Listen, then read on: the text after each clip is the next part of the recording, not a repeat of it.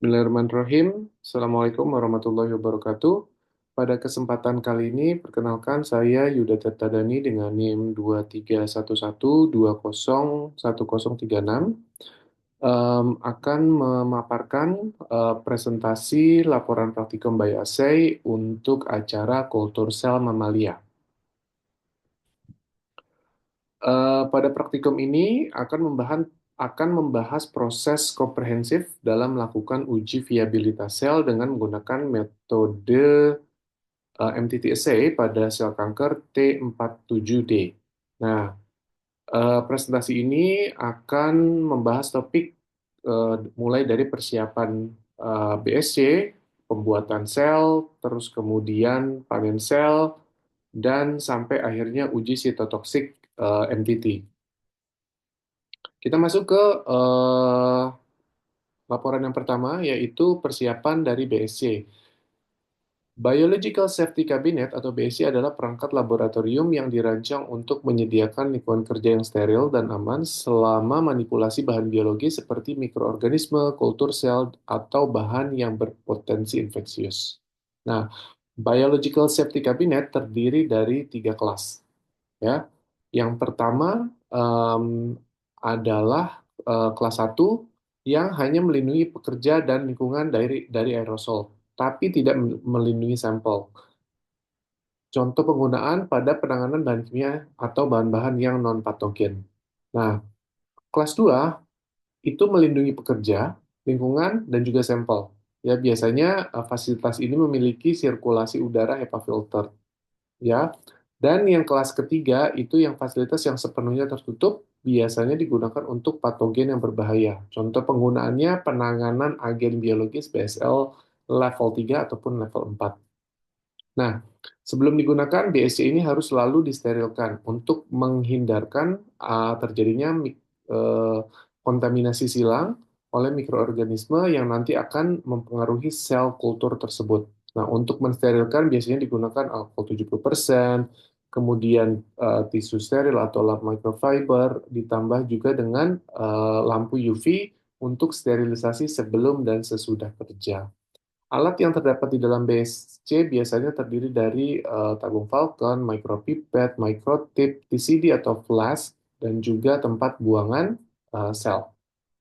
Nah, pengaturan alat-alat yang ada di dalam BSC itu mengikuti prinsip clean to dirty, ya, dari bersih ke kotor, dari sisi kiri ke sisi kanan. Sisi kiri itu adalah sisi yang bersih, sisi kanan adalah sisi yang kotor, ya. Dari kiri biasanya itu ada TCD, tabung Falcon, microchip. Untuk area tengah atau area kerja biasanya terdiri dari Falcon tray dan tabung-tabung lainnya. Yang kanan biasanya ada tempat pembuangan, terus kemudian ada microtip, ada micropipette, adanya di sebelah kanan. Oke, lanjut ke bagian yang kedua, yaitu pembuatan media. Media untuk kultur sel terdiri dari dua, yaitu media basal dan media komplit. Media basal contohnya IMIM, DMIM, RPMI 1640 yang nanti akan kita gunakan pada kultur sel kanker T47D ini, terus kemudian ada juga DMIM F12 dan juga HAMS F12K medium. Nah, selanjutnya adalah media komplit. Media komplit adalah media basal yang sudah ditambahkan dengan serum, penstrep atau antibiotik, dan fungizon atau anti jamur. Ya, nah cara pembuatan media ini dilakukan dengan mencampur semua bubuk media dengan aquabides, hepis, dan bikarbonat. Ya, larutkan dengan stirrer, kemudian hingga homogen dan difiltrasi dengan filter steril ukuran 0,22 mikroliter. Ya, setelah itu lanjut ke pembuatan media komplit dengan menambahkan FBS 10%, Penstrep 1,5%, dan Fumizon 0,5% ke dalam media basal. Ya, nah proses ini itu harus terhindar dari kontaminasi. Nah, gimana caranya untuk menghindari? Lakukan semuanya itu di dalam BSC. Gunakan alat dan bahan yang steril dan jangan menyentuh bahan bagian dalam botol atau mulut tabung. Ya, bersihkan semua permukaan dengan alkohol 70% sebelum melakukan pekerjaan. Nah, setelah media media jadi, kita harus bisa membedakan mana media terkontaminasi atau tidak. Ya, media yang kontaminasi itu biasanya eh, terlihat agak keruh, adanya bintik, dan kadang mengeluarkan bau busuk. Ya, sementara yang tidak terkontaminasi itu harus jernih, ya bebas dari partikel-partikel dan tidak berbau menyengat. Ya, tadi ditambahkan seperti bikarbonat itu berfungsi untuk buffer pH media, HIPIS untuk menstabilkan pH di lingkungan CO2 yang rendah, kemudian ada penstrap untuk antibiotik dan fungizon untuk anti jamur. Sementara untuk yang FBS itu merupakan sumber faktor pertumbuhan, protein, dan nutrisi yang esensial bagi sel. Ya, selanjutnya adalah towing cell. Nah, towing cell ini adalah proses mencairkan sel yang disimpan dalam kondisi yang ekstrim, ya, kondisi beku. Biasanya di suhu minus 680 derajat atau minus 196 derajat. Ya, secara sederhana, towing ini adalah bisa dikatakan membangunkan sel dari tidur yang di suhu yang ekstrim. Ya, dua hal yang harus diperhatikan. Yang pertama, harus dilakukan segera, ya. Terus kemudian tambahkan media komplit sebanyak 1 ml untuk menetralkan kandungan DMSO sehingga mengurangi potensi stres osmotik, ya. Kemudian disentrifugasi 2200 rpm selama 3 menit. Setelah sentrifugasi, kemudian ditambahkan media lagi sebanyak 4 ml sebelum dipindahkan ke wadah untuk inkubasi. Nah, yang harus dihindari adalah jangan towing terlalu lama, karena itu nanti akan bisa merusak sel. Jangan menyentuh bagian dalam vial tabung untuk mencegah kontaminasi. Nah, tadi sempat di awal disebut DMSO. DMSO itu adalah dimethyl sulfoxide. Apa sih itu? Sebenarnya adalah cryoprotectant. Jadi ini adalah satu senyawa yang berfungsi untuk melindungi sel dari kerusakan selama penyimpanan dengan suhu yang ekstrim. Biasa digunakan konsentrasinya 10%.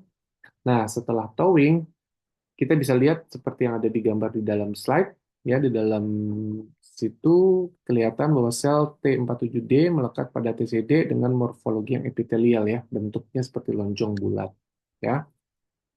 Kemudian selanjutnya ini adalah proses mulai dari pengeluaran krio, sentrifugasi, pengamatan dengan mikroskop, dan akhirnya diinkubasi. Selanjutnya adalah pengamatan sel. Nah, pengamatan sel itu, ya, dilakukan setelah towing selesai dan diinkubasi selama 24 jam pertama, ya. Nah, pengamatan ini digunakan mikroskop inverted. Ini berbeda dengan mikroskop reguler. Mikroskop ini letak cahaya dan fokusnya terbalik, makanya disebut inverted. Ya, karena sel yang akan diamati itu dia menempel pada dasar. Ya, jadi kalau dengan mikroskop biasa itu nanti tidak kelihatan. Nah, komponennya kurang lebih sama dengan mikroskop reguler. Ada lensa objektif, okuler, kemudian meja objek, kondensor, kemudian ada non fokus. Nah, dari hasil pengamatan sel di 24 jam pertama, kita bisa lihat konfluensinya itu berada di angka antara 15 sampai 30% dibandingkan dengan setelah towing. Nah, kemudian kita inkubasi lagi selama 24 jam berikutnya. Eh, Setelah 48 jam, kita lakukan yang namanya panen sel. Panen sel adalah proses melepaskan sel yang melekat pada permukaan TCD agar dapat digunakan untuk proses selanjutnya, subkultur, uji sitotoksik, dan aplikasi lainnya. Ya, dalam proses panen sel ini kita menggunakan enzim tripsin, ya. Tripsin ini adalah enzim protease yang digunakan untuk memecah protein adesi sel ke permukaan TCD atau flash. Ya, tripsin ini harus penggunaan tripsin ini harus benar-benar diperhatikan. Yang pertama, gunakan tripsin dengan konsentrasi yang sesuai. Biasanya digunakan 0,25%. Yang kedua, jangan biarkan tripsin bekerja terlalu lama karena dapat merusak sel. Yang ketiga, gunakan medium komplit untuk menonaktifkan tripsin setelah sel terlepas.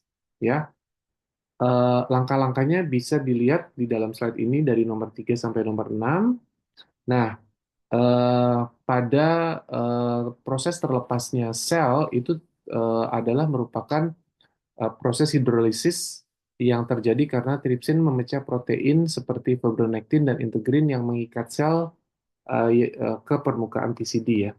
Ya, jadi dalam proses panen sel ini kita juga harus tahu apa yang harus dilakukan dan dihindari. Yang harus dilakukan adalah pastikan semua alat steril. Gunakan waktu inkubasi tripsin sesuai dengan aturan ya untuk menghindari kerusakan sel. Nah, segera pindahkan sel yang telah dipanen ke media komplit. Nah, yang harus dihindari jangan lama-lama pakai tripsinnya ya. Dan jangan menambahkan tripsin langsung tanpa mencuci dengan PBS karena sisa media dapat mengurangi efektivitas dari tripsin ya. Selanjutnya adalah panen sel. Setelah panen sel selesai, kita menghitung sel ya. Nah, perhitungan sel ini kita menggunakan hemositometer, di mana ini adalah slide khusus dengan bentuk grid ya, kotak-kotak bentuknya untuk menghitung jumlah sel dalam kultur menggunakan mikroskop. Seperti di dalam gambar ini di layar monitor itu kelihatan adanya grid kotak-kotak ya. Penggunaan hemositometer ini paling enggak ada dua alasan. Yang pertama, memungkinkan penghitungan sel secara cepat dan akurat, dan yang kedua, memberikan perkiraan konsentrasi sel hidup yang nanti akan dibutuhkan untuk uji selanjutnya. Ya, perbedaannya sel hidup dan mati bisa dilihat ya di sini. Kalau yang hidup itu tampak utuh, terus kemudian membrannya jelas, bentuknya seragam. Sementara untuk yang mati kelihatan keriput, pecah, mengalami fragmentasi, dan tidak memiliki membran yang utuh. Nah, ini adalah contoh perhitungan selnya dari jumlah kamar yang ada di dalam hemositometer, terus kemudian eh, jumlah sel yang kita butuhkan itu berapa banyak, terus kemudian diambil dari stok sel, dan juga media yang dibutuhkan berapa banyak, itu bisa dihitung. Nah, eh, yang terakhir adalah uji sitotoksik. Nah, uji sitotoksik ini atau MTT assay. MTT itu adalah singkatan dari 3,4,5 dimetiltiazol 2-il 2 diphenyl tetrazolium bromida yang merupakan yang digunakan untuk mengukur viabilitas sel. Nah, sel yang hidup pasti memiliki mitokondria yang aktif yang dapat mereduksi senyawa MTT menjadi kristal formazan berwarna ungu. Nah, intensitas warna formazan sebanding dengan jumlah sel yang hidup. Nah, gimana ini bisa terjadi?